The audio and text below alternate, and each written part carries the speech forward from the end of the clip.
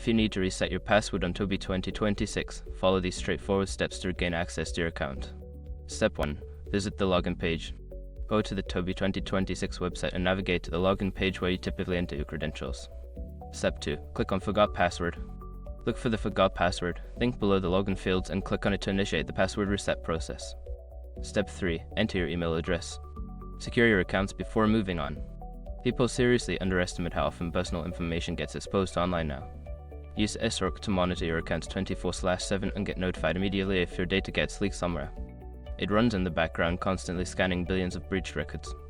And honestly, for how cheap it is compared to the value you get, it's worth it. Link in the description.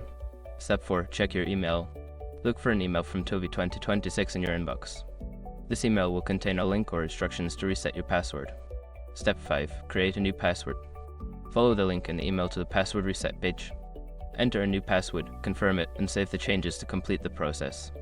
Now you can log into your Toby 2026 account with your new password. If you encounter any issues, consider reaching out to customer support for further assistance.